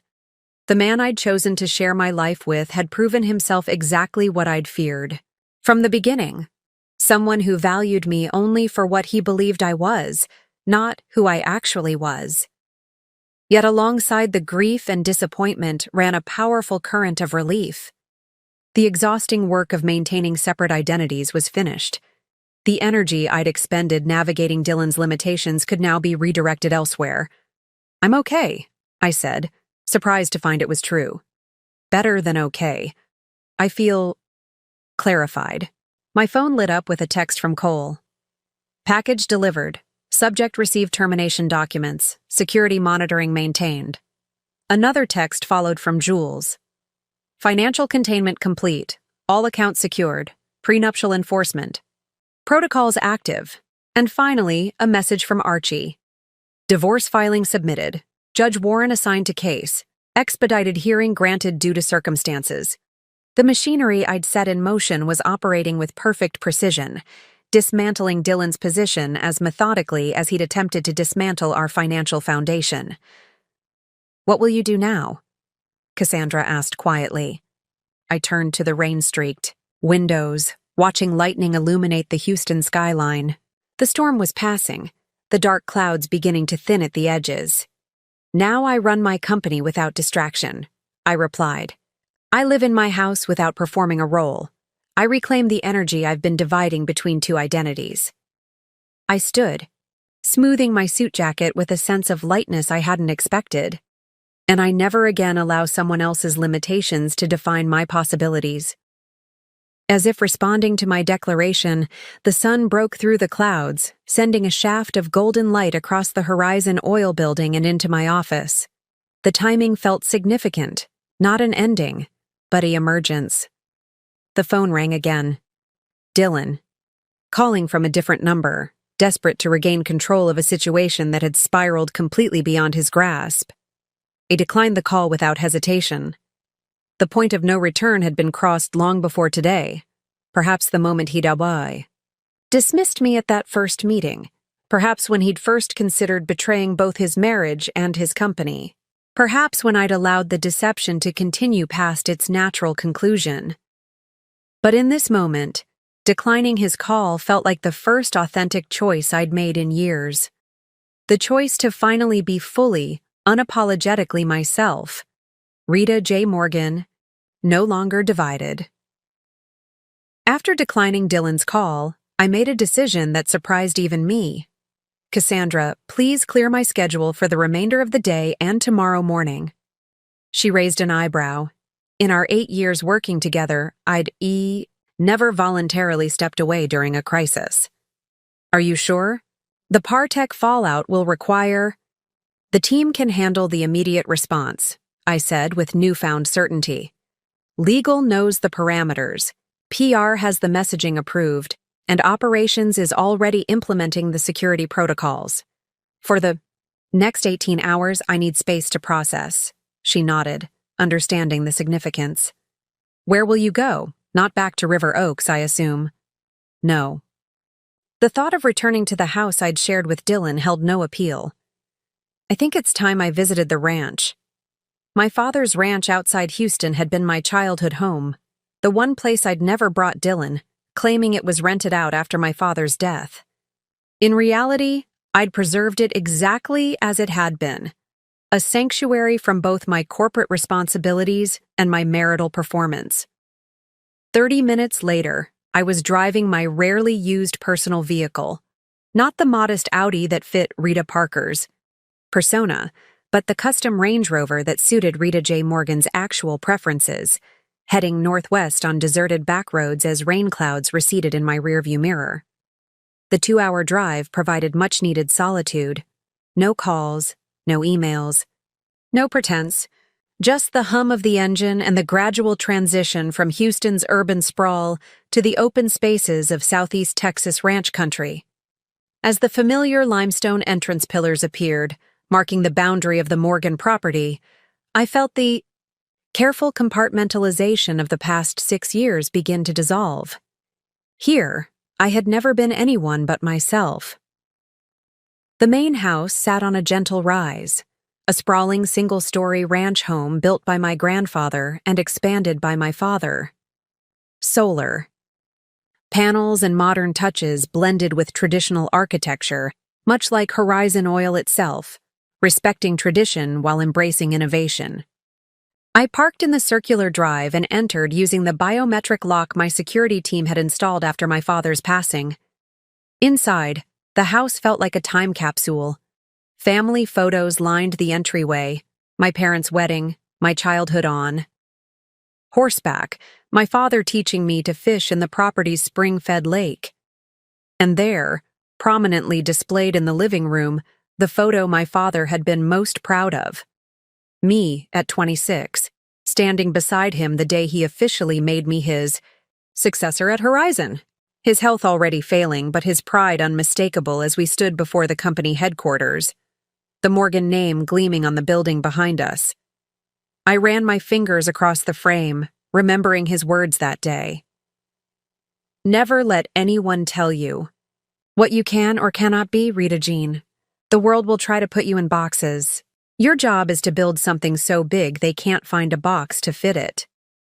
I'd honored that advice professionally, building Horizon into an industry leader that defied conventional categorization. But personally, I'd willingly stepped into the box Dylan had constructed, curious at first, then comfortable, then trapped by my own creation. In the kitchen, I found the refrigerator stocked with fresh groceries. Cole's team maintained the property with characteristic thoroughness. I poured a glass of wine and moved to the back porch, settling into one of the Adirondack chairs that overlooked the property's rolling acres. The sun was setting, painting the Texas sky in spectacular oranges and purples. In the distance, a small herd of deer emerged from the tree line, moving cautiously toward the pond. The peaceful scene contrasted sharply with the day's corporate and personal drama. My phone buzzed with a text from Cole. "Subject has checked out of Four Seasons Maui. Booked flight to Houston arriving 9:40 a.m. tomorrow." So Dylan was coming home, presumably to attempt damage control in person. His tenacity was almost admirable, if misplaced. I replied with simple instructions. "Continue monitoring. No intervention unless he attempts to access secured locations. Another. Message arrived from Jules. Financial containment holding. Subject attempted access to joint investment accounts via secondary authentication pathway. Access denied. Dylan was testing the boundaries, looking for financial resources I might have overlooked. He would find none. The prenuptial agreement. He'd signed so casually, believing it protected his assets from me rather than mine from him, was comprehensive in its reach. I set the phone aside and closed my eyes, allowing myself to fully experience the emotions I'd been managing all day. Disappointment that the man I'd married had proven exactly as limited as I'd feared. Anger at his betrayal, not just of our marriage, but of the professional trust Horizon had placed in him. Relief that the exhausting charade was finally over, and beneath it all, a question I'd avoided confronting directly. How much responsibility did I bear for the marriage's failure? I'd entered the relationship knowing Dylan had dismissed my capabilities based solely on gender. I'd maintained the deception despite countless opportunities to reveal my true identity. I'd watched his character deteriorate without intervening, observing with clinical detachment rather than attempting to redirect. Had I wanted the marriage to fail? Had I been collecting evidence against Dylan from the beginning, documenting his flaws to justify an eventual separation? The question was uncomfortable but necessary. As CEO, I demanded ruthless self-assessment from my executives. I could offer myself no less. The truth, I realized as darkness settled over the ranch, was more complex than simple sabotage. I genuinely hoped Dylan might evolve beyond his limitations, might recognize my value independent of my professional position. I'd wanted to be loved for myself, rather than my accomplishments or resources. The experiment had failed, but the hypothesis had been sincere. As stars appeared in the Texas sky, my phone lit up with another message, this one from Cassandra. Preliminary Partech stock impact, 42% after market close. Investors calling emergency board meeting. Victor Reed facing possible ouster. The professional consequences were mounting for all involved. Dylan's career in the energy sector was effectively over. No company would hire an executive terminated for corporate espionage and ethics violations. Victor Reed would likely lose his position at Partech once investors fully understood the liability his actions had created.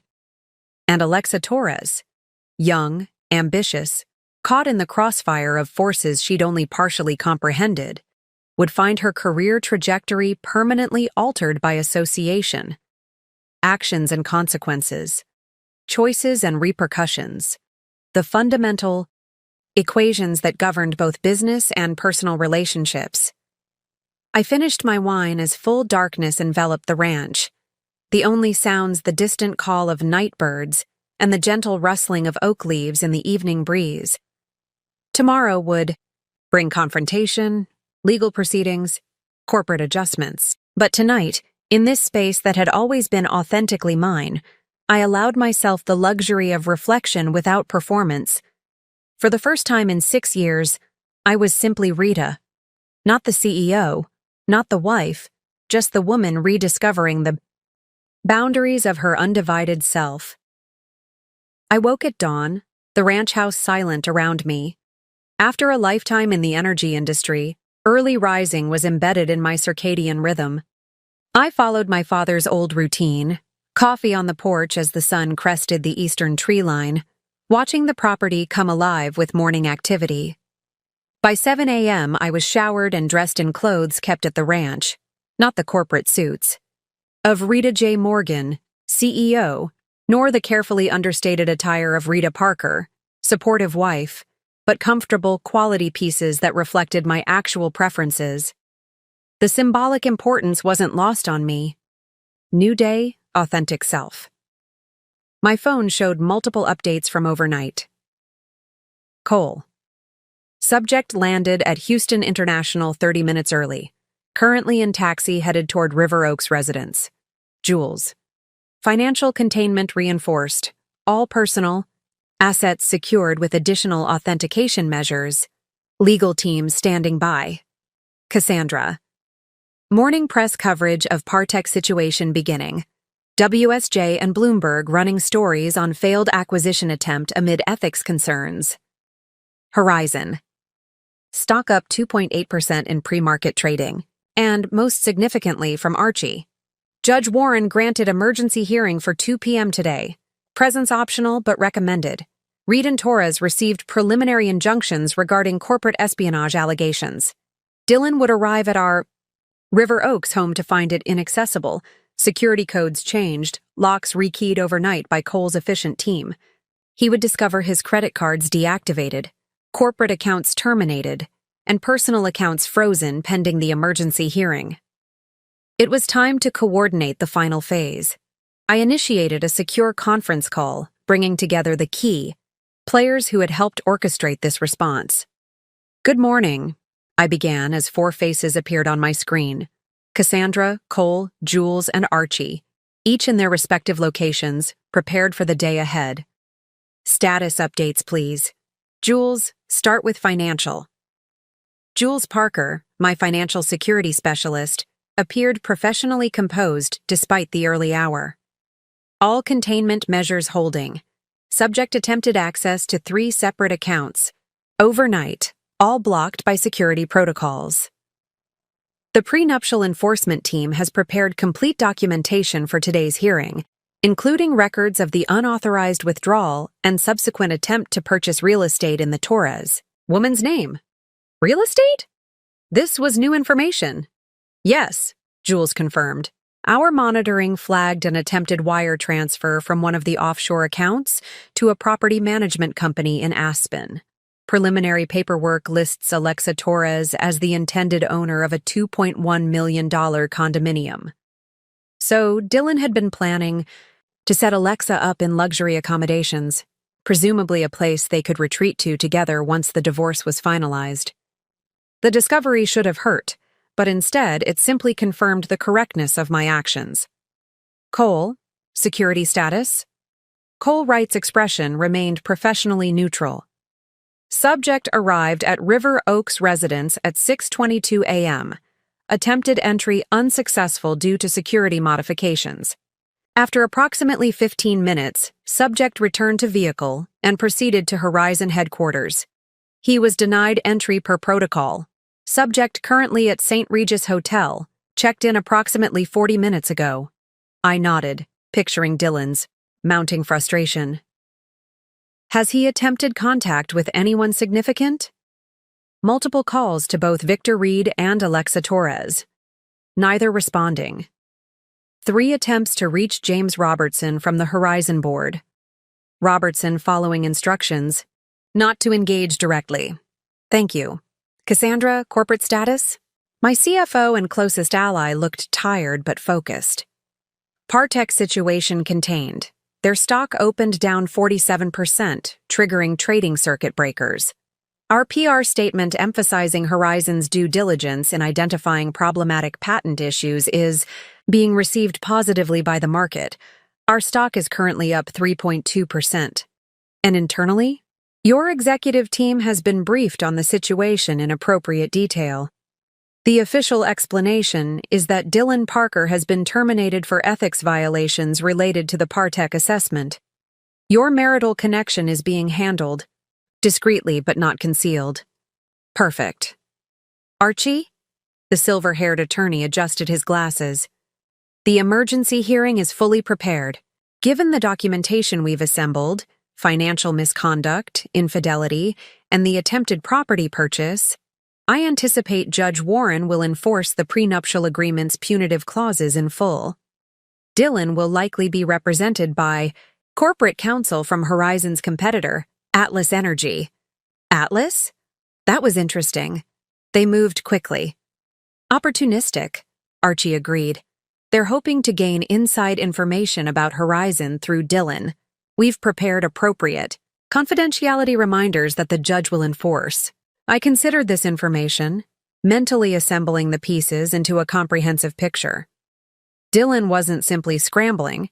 He was actively seeking alliances that might leverage his inside knowledge of Horizon. A predictable but concerning development. I'll attend the hearing in person, I decided. Arrange secure transportation from here to the courthouse, please. I don't want to risk encountering Dylan before the proceedings. After concluding the call, I stood on the porch once more, watching a red-tailed hawk circle lazily above the property. The symbolism felt appropriate. Patient observation followed by precise action. My team was positioned, the evidence assembled, the strategy deployed. 6 years of compartmentalized living had created the perfect foundation for this moment. I understood Dylan completely, while he had never truly known me at all. In just a few hours, the legal system would formalize what was already functionally accomplished: the complete separation of our lives and the consequences of his miscalculation. For now, in this brief interval between decision and resolution, I allowed myself one final moment of reflection on the marriage that had been.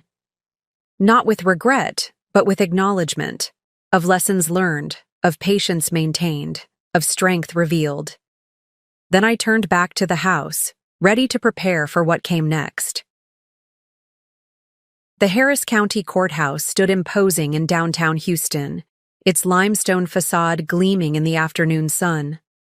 I arrived 30 minutes early for the emergency hearing, entering through a private entrance arranged by Archie to avoid potential media or an unexpected confrontation with Dylan. A security conference room had been prepared for our team. Archie, Jules, and a litigation specialist from Horizon's legal department named Morgan Chen. No relation, though the coincidence of surname had always amused us both. Cole remained outside, coordinating security and monitoring Dylan's approach to the eye. "Courthouse. He's just arrived," Cole reported via secure text, accompanied by 2 attorneys from Atlas Energy Legal. Subject appears agitated but composed. Archie reviewed our documentation one final time. Bank records showing the emptied joint account, evidence of the Aspen property attempt, photographs of Dylan and Alexa together in Maui, and most damning records of the offshore account containing Partech's bribe payment. "Remember," Archie cautioned, "we're pursuing the financial misconduct angle primarily. The infidelity supports our case but isn't necessary given the prenuptial language. Judge Warren tends to focus on numbers rather than emotions." I nodded, appreciating his strategic approach. This wasn't about punishing Dylan for the affair. It was about enforcing the consequences clearly outlined in legal documents he had willingly signed. At precisely 1:55 p.m., a court officer appeared to escort us to the courtroom. As we proceeded down the marble hallway, I caught a glimpse of Dylan with his Atlas Energy attorneys in an adjacent corridor. He was dressed in his best suit, the custom Tom Ford he reserved for major presentations, and speaking intensely to a silver-haired attorney who kept shaking his head in apparent disagreement. For a moment, our eyes met across the distance. I saw shock register on his face, likely at my calm demeanor and the professional entourage accompanying me. He had expected to face the Rita he knew, emotional, possibly desperate for reconciliation, certainly overwhelmed by legal proceedings. Instead, he was seeing Rita J. Morgan, CEO, approaching a business negotiation with characteristic preparedness. His expression shifted quickly to something resembling confidence, perhaps bolstered by his expensive legal team and whatever strategy they had devised. I recognized that look, the one he wore when convinced of his superior position despite contrary evidence. The courtroom was relatively small, with traditional wooden furnishings and the Texas state seal prominently displayed behind the judge's bench. Judge Elizabeth Warren, known for her efficiency and intolerance for theatrical tactics, was already seated and reviewing documents when we entered.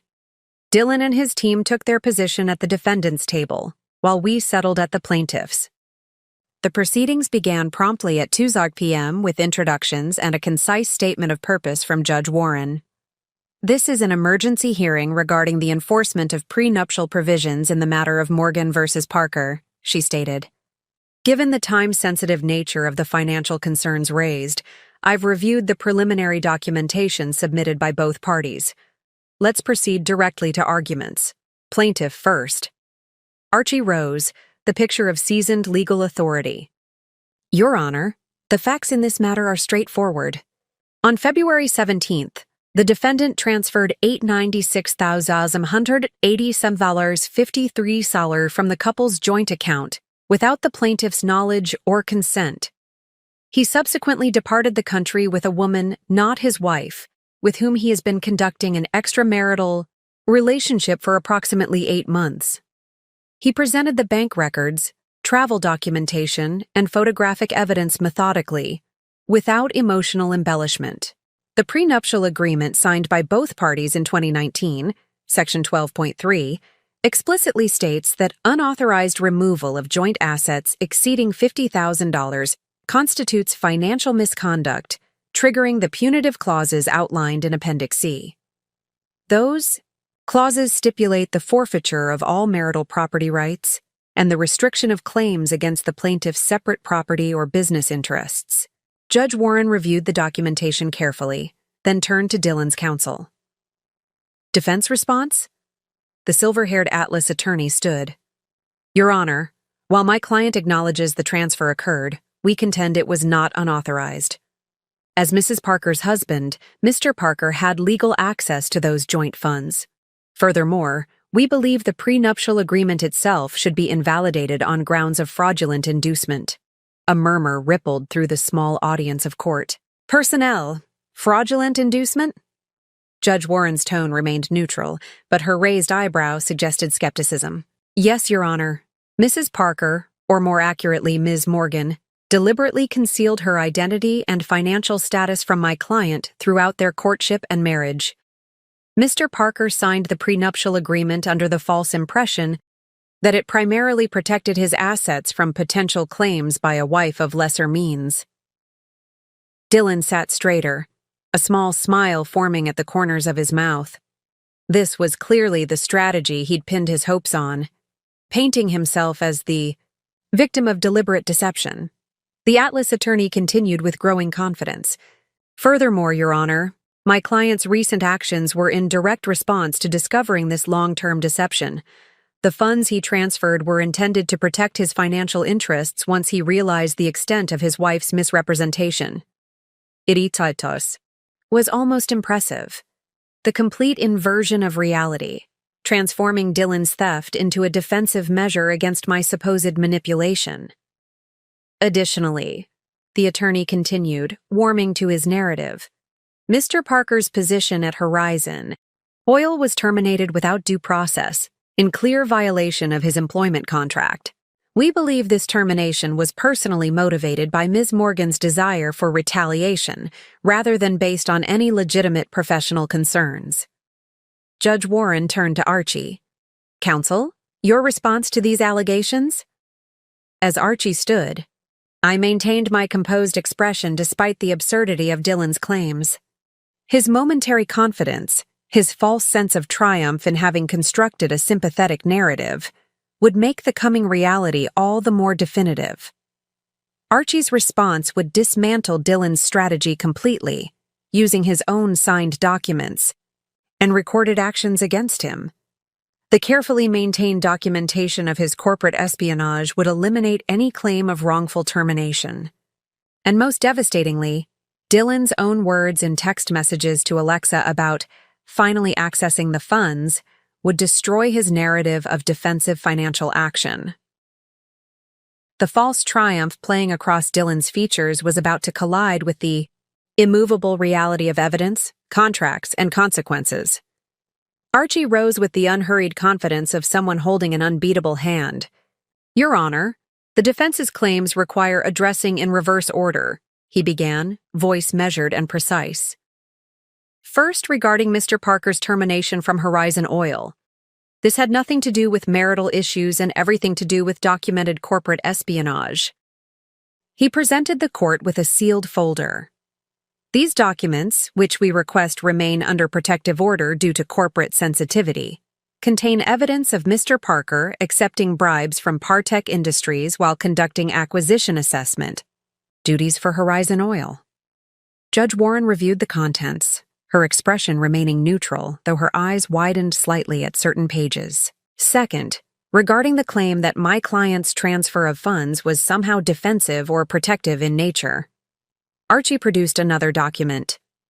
This is a text message exchange between Mr. Parker and Ms. Alexa Torres dated February 16th, the day before the account was emptied. The court officer handed copies to Dylan's attorneys, who reviewed them with growing dismay. As you can see, Mr. Parker writes, and I quote, "Finally accessing those funds tomorrow. Almost $900K should set us up nicely until the divorce is final. She'll never know what hit her until it's too late." Ms. Torres responds, "What about your job?" To which Mr. Parker replies, "Once the Partech deal goes through, I'll have options well beyond Horizon." Dylan's face drained of color as his own words undermined his entire defense. The Atlas attorney placed a restraining hand on his arm, as Dylan shifted forward, clearly wanting to speak. Finally, regarding the fraudulent inducement claim, Archie paused, allowing the absurdity to settle over the courtroom. "Your Honor, at no point did my client ever misrepresent her identity. She used her legal name, Rita Morgan, throughout their relationship. She maintained her maiden name professionally, which is both common and her legal right." He produced the marriage certificate. Mr. Parker knew he was marrying Rita Morgan. The fact that he never inquired about or discovered her professional position as CEO of Horizon Oil reflects his lack of interest in her career, not any deception on her part.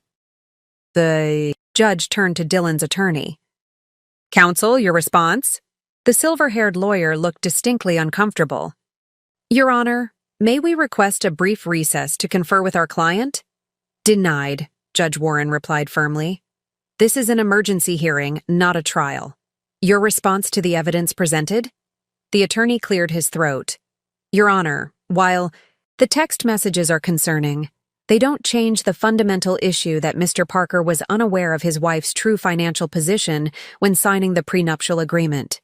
"Did your client read the prenuptial agreement before signing it?" Judge Warren asked. "Well, yes, but—" "And did the agreement clearly outline the consequences for unauthorized removal of joint funds?" "Technically, yes, but the context—" "And does Mr. Parker deny transferring these funds without his wife's knowledge or consent?"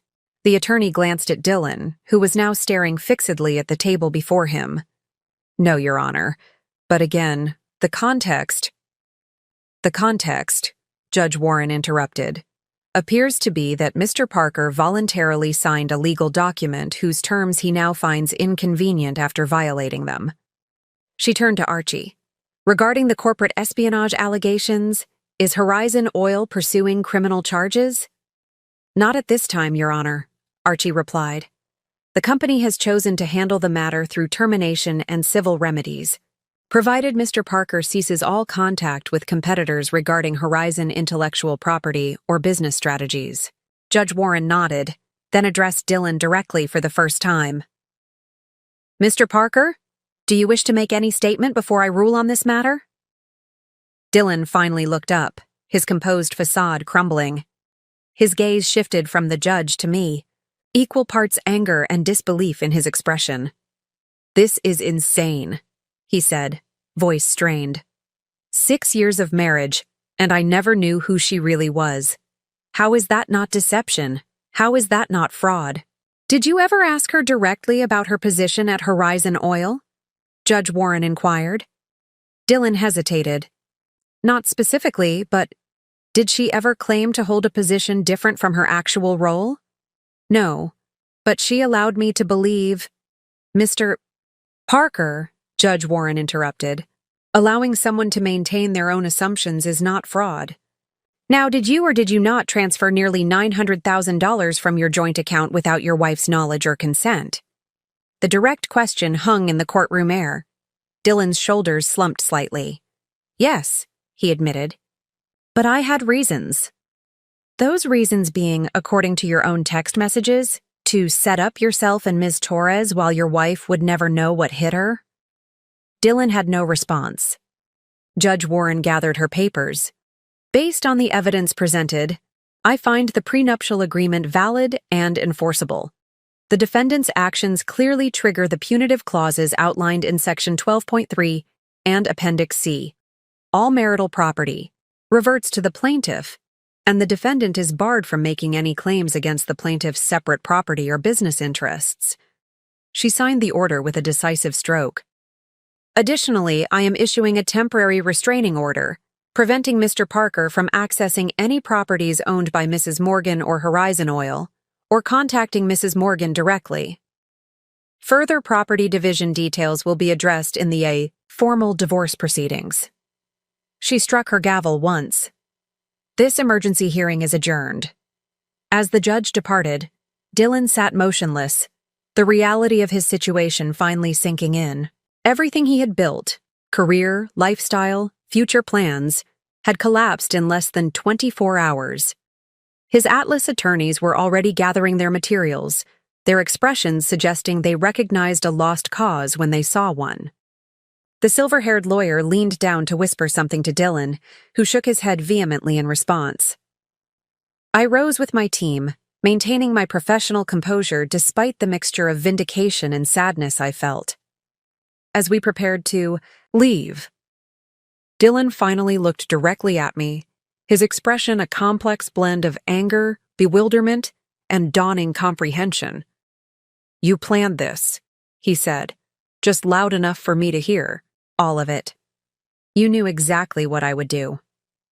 I paused, considering his accusation. The truth was both simpler and more complex than he imagined. No, Dylan, I replied quietly. I simply knew who you were. You did the rest yourself. 1 month after the courthouse confrontation, the dust had begun to settle into new patterns. The divorce was finalized with unprecedented speed, Judge Warren citing the comprehensive prenuptial agreement and clear-cut triggering events in her approval of the expedited process. Dylan had vacated our shared life as thoroughly as he had once occupied it. The River Oaks house remained mine, though I'd already listed it with a discreet real estate agent. Too many memories permeated its walls. Too many performances had been staged in its rooms. I'd moved permanently to the ranch, commuting to Horizon, headquarters when necessary but increasingly managing operations remotely. The business consequences had cascaded predictably. Partech's stock never recovered from the failed acquisition and ethical scandal. They were now being broken up and sold in pieces to competitors. Victor Reed had resigned in disgrace, facing potential SEC investigations into his leadership practices. Alexa. Torres had disappeared from the Houston professional scene entirely. According to Cassandra's sources, she'd relocated to Denver and changed industries, a young career derailed by involvement with the wrong married executive. I felt a twinge of sympathy for her. She'd been collateral damage in a situation whose full dimensions she hadn't comprehended. As for Dylan, his professional exile was comprehensive but not absolute. Through intermediaries, I'd ensured he wouldn't face criminal charges for the Partech bribery, provided he signed robust non-disclosure agreements regarding both Horizon's business operations and our personal relationship. His Atlas Energy connection had evaporated once they realized he had no valuable insider information to offer. Last I heard, he'd found a position with a small renewable energy startup in Arizona, far from the oil industry and far from Houston. A significant step down from his Horizon executive role, but not professional extinction. I hadn't wished for his complete destruction, only his removal from my carefully constructed world. The personal consequences were more complex to categorize. Friends from our shared social circle had divided predictably along loyalty lines, most gravitating toward me once the basic facts became known. The stories varied in their details. Some said Dylan had embezzled company funds, others that he'd been caught in an affair with a colleague. But all contained the essential truth. He had betrayed both marriage and professional ethics simultaneously. My executive team had adjusted to the public merging of my identities with professional aplomb. The board expressed only mild surprise that I'd maintained such comprehensive separation between personal and professional spheres. James Robertson, our longest-serving member, had simply nodded and said, "Always suspected there was more to you than met the eye, Rita." Though even I didn't imagine this particular scenario. The most profound changes, however, were internal. No longer maintaining the exhausting compartmentalization between Rita Parker and Rita J. Morgan, I found myself with unexpected reserves of energy and mental clarity. Decision-making became more streamlined, leadership more authentic, personal relationships more genuine. I'd begun having regular dinners with Cassandra and Jules outside the office, something I'd rarely done during my marriage, always conscious of maintaining the boundary between my two worlds. We'd become something more than colleagues but different from friends, women who had shared a unique experience of power, deception, and revelation. "Have you heard from him?" Jules asked during one such dinner, 3 wine glasses deep into a conversation about rebuilding after significant life upheavals. "No," I replied truthfully. "The non-disclosure agreement works both ways. Clean break, no contact." "Do you regret any of it?" Cassandra asked, the directness that made her an excellent CFO extending to personal matters as well. I considered the question seriously. Did I regret the 6 years with Dylan? The elaborate charade? The revelation and its aftermath? "I regret the necessity," I finally answered. "I regret that I couldn't be my full self from the beginning and still be accepted. But I don't regret the clarity it ultimately provided." I lifted my glass, the rich Texas Merlot catching the restaurant's soft lighting. "To integration," I proposed. "To being fully ourselves, without division or diminishment." As we clinked glasses, I recognized something I hadn't fully acknowledged during the turmoil of the past months. I was happier now. Lighter. More authentically myself than I'd been since inheriting my father's company and confronting the gender realities of the energy industry. It had taken a catastrophic betrayal to shatter the artificial boundaries I'd constructed. But perhaps those boundaries had always been destined for collapse. Perhaps this ending had been written into the beginning, necessary for my eventual wholeness. 6 months after Dylan emptied our joint account and unwittingly triggered the collapse of the careful barriers between my identities, I stood on the side deck of my father's ranch house, my house now in both name and spirit, watching the Texas sunset paint the sky in brilliant oranges and purples. The company had thrived in the aftermath. Freed from the energy-draining compartmentalization of my dual life, I'd implemented strategic initiatives that had been percolating for years. Horizon Oil had expanded into renewable technologies, acquired 2 struggling competitors at advantageous prices, and increased market share by 8.7% in a single quarter. The headlines in industry publications had shifted from the salacious details of a CEO's personal drama to the remarkable business transformation under my now public leadership. Morgan's vision reshapes energy landscape, replaced oil exec's double life revealed when husband steals funds. On a personal level, the integration of my formerly divided self continued to yield unexpected benefits. I'd reconnected with college, friends long neglected due to the complications of maintaining separate identities. I'd begun mentoring young women in the industry, sharing lessons from my unusual journey without the necessity of obscuring key details. I'd even started dating again, cautiously, selectively, and with complete transparency about who I was. The freedom to be fully myself from the first interaction was exhilarating after years of calculated performance. My phone buzzed with a text from Jules. Financial Times interview confirmed for Tuesday. They want to focus on female leadership in energy sector transformation. Another notification followed immediately, this one from Cassandra. Q3 projections exceeding expectations. Board dinner next week to discuss expansion opportunities. I smiled, no longer needing to hide these professional communications or manufacture explanations for my attention to business matters. The simple authenticity of acknowledging my work without apology or diminishment still felt like a luxury. As the last rays of sunlight disappeared beyond the horizon, I reflected on what I'd learned from the strangest experiment of my life, a 6-year study in identity, assumption, and the boxes we allow others to create for us.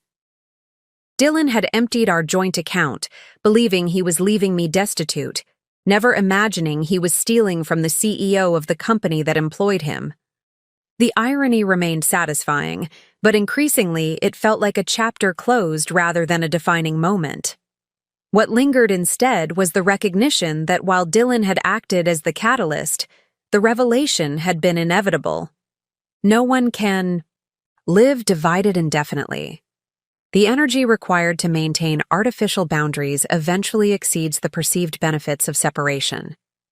The questions I'd once asked about Dylan, whether he could evolve beyond his limitations, whether he might recognize value beyond his preconceptions, now seemed less important than the questions I'd finally answered about myself.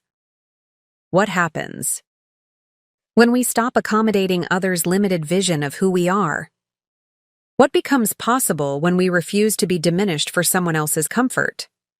The answers surrounded me, in the thriving company I led openly, in the authentic relationships I now cultivated, in the integrated self I presented to the world.